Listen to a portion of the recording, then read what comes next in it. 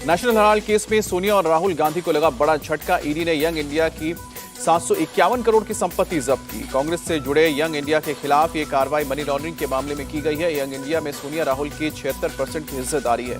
2014 में शुरू हुई थी नेशनल हेराल्ड केस की जांच में पैसों की हेराफेरी का पता चला था। उत्तरकाशी की टनल से मजदूरों को निकालने के लिए ऑपरेशन जारी। 11 दिन से टनल में फंसे हैं 41 मजदूर। टनल में फंसे मजदूरों को भेजा गया खाना, खिचड़ी, रोटी, सब्जी के अलावा फ्रूट्स भी। टनल के अंदर का वीडियो आया सामने। सभी 41 मजदूर सुरक्षित और सही सलामत दिखे।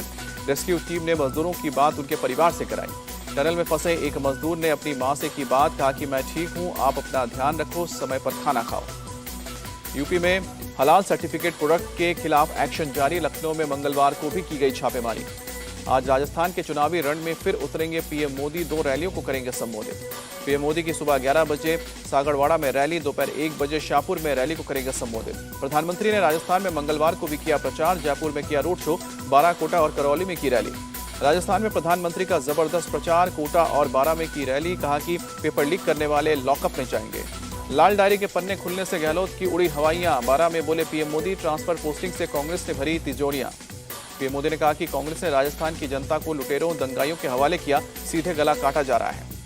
गृह मंत्री अमित शाह आज पाली, जालौर और रानीवाड़ा में करेंगे जनसभा। पार्टी उम्मीदवारों के लिए वोट मांगेंगे। बीजेपी अध्यक्ष जेपी नड्डा भी आज राजस्थान में 2 जनसभाओं को करेंगे संबोधित। सीकर और दौसा में पार्टी उम्मीदवारों के लिए मांगेंगे वोट। रक्षा मंत्री राजनाथ सिंह आज राजस्थान में 4 जनसभाओं को संबोधित करेंगे। उदयपुर, बाड़मेर और सिरोही में मांगेंगे वोट। सीएम योगी की भी राजस्थान में ताबड़तोड़ रैलियां। जोधपुर, नोखा और तिजारा में करेंगे जनसभा। राजस्थान की पूर्व सीएम वसुंधरा राजे की आज कई जनसभा। हनुमानगढ़, शाहदुलपुर, अलवर और जयपुर में रैली को संबोधित करेंगी। कांग्रेस के महासचिव प्रियंका गांधी आज चूरू और शाहपुरा में चुनाव प्रचार करेंगी, जनसभा को संबोधित करेंगी। राजस्थान चुनाव प्रचार में राहुल गांधी के बिगड़े बोल। प्रधानमंत्री मोदी के लिए पनौती शब्द का इस्तेमाल। राहुल गांधी ने बीजेपी को बताया जेब कतरा पार्टी। उनके यहाँ एक ध्यान भटकाता है, दूसरा जेब काटता है। बीजेपी नेता रविशंकर प्रसाद ने कहा कि माफी मांगे राहुल, वरना जनता सिखाएगी सबक। पीएम पद की गरिमा का नहीं रखा ख्याल। बीजेपी ने चुनाव आयोग से की कांग्रेस की शिकायत। मनसुख मंडाविया बोले राजनीति में अनैतिक आचरण आपत्ति दी कांग्रेस। सीकर के ओर से बीजेपी अध्यक्ष जेपी नड्डा आरोप लगाया, पीएम का आवास योजना के 9 लाख मकान सीएम गहलोत ने रोके। बीकानेर में जेपी नड्डा ने किया रोड शो। कांग्रेस के मैनिफेस्टो पर निशाना साधा। कहा कि ये सिर्फ भ्रष्टाचार और महिला उत्पीड़न की गारंटी दे सकते हैं।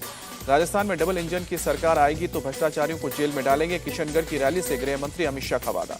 राजस्थान में यूपी के सीएम योगी का धुआंधार प्रचार। चित्तौड़गढ़ की रैली में बोले सीएम योगी, कांग्रेस आपकी आस्था और भावना दोनों से खिलवाड़ करती है।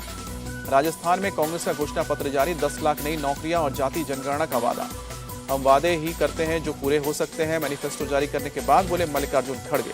जातिगत जनगणना की गारंटी पर बीजेपी का निशाना। गजेंद्र सिंह शेखावत बोले मंडल कमीशन की रिपोर्ट के खिलाफ थी कांग्रेस। राजस्थान में कांग्रेस के सीएम फेस पर बोले सीपी जोशी, चुनाव के बाद हाईकमान फैसला करेगा। कांग्रेस ने जो काम किया उसी के आधार पर मांग रही है वोट। कांग्रेस महासचिव जयराम रमेश का बयान। जुड़ेगा भारत, जीतेगा इंडिया के नारे से 2024 में उतरेगा विपक्ष। कांग्रेस महासचिव जयराम रमेश की पीएम को चुनौती, डरो मत, टाइगर जिंदा है। राजस्थान के चुनाव प्रचार में उतरे दिल्ली के सीएम केजरीवाल। अलवर में रोड शो किया।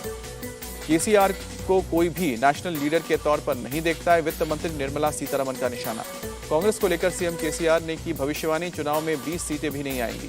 सीएम केसीआर पर कांग्रेस का पलटवार। अभिषेक मनु सिंह भी बोले हार के डर से वो और उनका परिवार परेशान। विधानसभा अध्यक्ष से मिले डिप्टी सीएम अजीत पवार। 9 विधायकों की अयोग्यता के मामले में बात हुई। शिवसेना विधायकों की अयोग्यता का मामला कल 11:30 बजे विधानसभा में होगी बैठक। कर्नाटक के मंत्री प्रियंक खड़गे बोले पिछले 10 साल से आईटी ईडी बीजेपी की स्टार कैंपेनर है, विरोधियों पर हो रही है रेड। भगवंत मान ने किया कैबिनेट में फेरबदल। गुरमीत सिंह हेयर से छीना गया माइनिंग का विभाग। चेतन जड़माजरा को जिम्मेदारी दी गई। पीएम मोदी आज G20 वर्चुअल लीडर समिट की अध्यक्षता करेंगे। 9 देशों और 11 अंतर्राष्ट्रीय संगठन के प्रमुख हिस्सा लेंगे।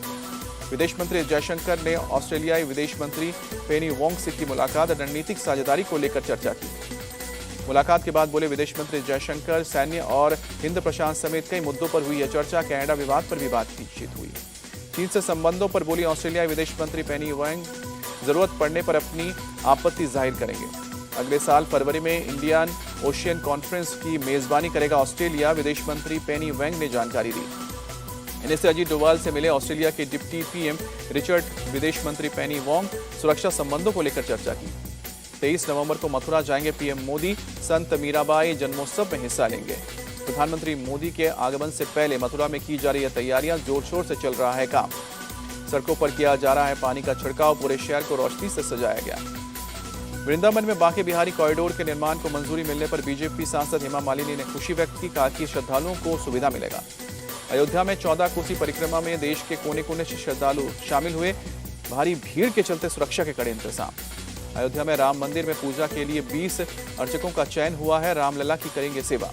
बिहार में लागू हुआ 75% आरक्षण, सरकार ने प्रकाशित की गजट। दानिश अली वर्सेस रमेश बिधूड़ी का मामला 7 दिसंबर को दोनों संसद की विशेषाधिकार समिति के सामने पेश होंगे। मनीष सिसोदिया की जुडिशियल कस्टडी बढ़ी, राउज एवेन्यू कोर्ट ने 11 दिसंबर तक बढ़ाई कस्टडी। यूपी एटीएस ने लखनऊ से आईएसआई एजेंट वसीउल्लाह खान को गिरफ्तार किया, सेना की खुफिया जानकारी देने का आरोप लगा।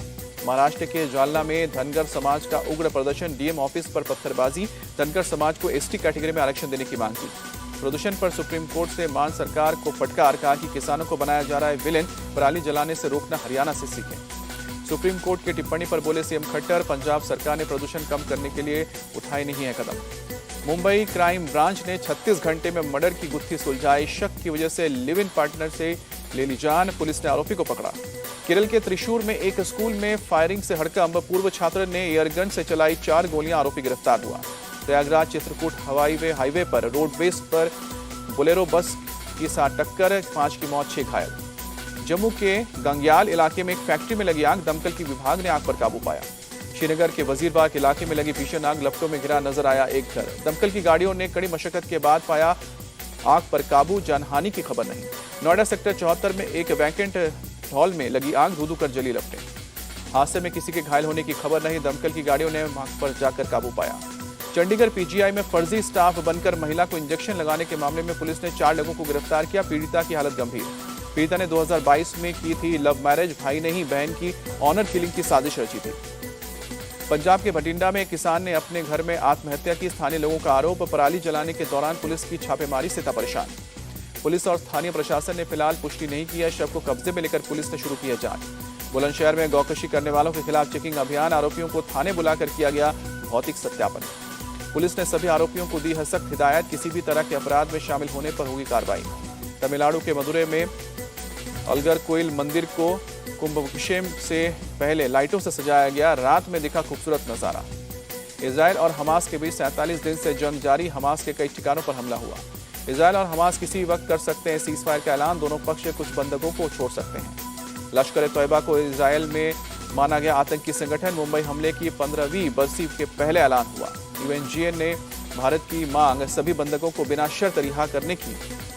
कोलकाता में बंगाल ग्लोबल बिजनेस समिट का आगाज, सीएम ममता बनर्जी और रिलायंस इंडस्ट्री के चेयरमैन मुकेश अंबानी शामिल हुए।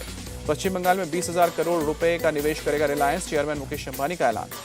बंगाल की अर्थव्यवस्था सालाना 8.41% की दर से बढ़ रही है, सीएम ममता बोली इस वित्तीय वर्ष में 212 बिलियन यूएस डॉलर तक पहुंच जाएगी। सौरभ गांगुली बने पश्चिम बंगाल के brand ambassador, CM Mamata Banerjee ने किया ऐलान। FIFA world cup qualifier match में हारा भारत, कतर ने 3-0 से शिकस्त दी। भारतीय टीम क्वालिफायर के ग्रुप ए से दूसरे स्थान पर रहा, कतर की टीम टॉप पर। ओडिशा में फीफा टैलेंट एकेडमी उद्घाटन, सीएम नवीन पटनायक और फीफा के वैश्विक फुटबॉल विकास प्रमुख आर्सेन वैगनर ने किया शुभारंभ। चीन मास्टर्स बैडमिंटन टूर्नामेंट में एचएस प्रणय चिराग सात्विक की जोड़ी ने दर्ज की जीत, दूसरे दौर में पहुंचे। भारत अफगानिस्तान के बीच 11 जनवरी से शुरू होगी T20 सीरीज, मोहाली, इंदौर, बेंगलुरु में खेले जाएंगे मुकाबले, अफगान बोर्ड ने किया तारीखों का ऐलान। भारत के खिलाफ T20 सीरीज से पहले ऑस्ट्रेलिया को झटका, ओपनर बल्लेबाज डेविड वार्नर ने सीरीज से अपना नाम वापस लिया। भारतीय तेज गेंदबाज मोहम्मद शमी ने किया खुलासा, कहा कि 100% फिट हुए बिना 2015 क्रिकेट विश्व कप खेला, मैचों के बाद इंजेक्शन लिया। इंडियन क्रिकेटर वेंकटेश अय्यर ने की सगाई, शेयर की मंगेतर की खूबसूरत तस्वीर। रिटायरमेंट की अटकलों पर डेविड वार्नर ने लगाया ब्रेक, कहा कि वर्ल्ड कप 2027 तक खेलेंगे। वर्ल्ड कप हार के बाद पाकिस्तान टीम में बड़ा उलटफेर, उमर गुल और सईद अजमल को बनाया गया बॉलिंग कोच। आईसीसी ने श्रीलंका से अंडर 19 वर्ल्ड कप की मेजबानी छीनी, अब साउथ अफ्रीका में टूर्नामेंट। भारत के पंकज अडवाणी ने रच दिया इतिहास, 26वीं बार जीता विश्व बिलियर्ड चैंपियनशिप का खिताब। आईसीसी ने वनडे और T20 क्रिकेट में स्टॉप बॉल की शुरुआत की, स्टॉप क्लॉक के नया ओवर फेंकने में देरी के लिए लगेगी पेनल्टी। इंग्लैंड के खिलाफ वनडे सीरीज के लिए वेस्टइंडीज ने टीम का ऐलान किया, तेज गेंदबाज अल्जारी जोसेफ को बनाया गया उपकप्तान, वनडे टीम में मैथ्यू फोर्ड और भी शामिल। प्रो कबड्डी लीग का 10वां सीजन 2 दिसंबर से शुरू होगा, सीजन का ओपनिंग मुकाबला गुजरात जायंट्स और तेलुगु टाइटंस के बीच खेला जाएगा। Brazil under 17 FIFA world cup के क्वार्टर फाइनल में इक्वाडोर को 3-1 से हराया।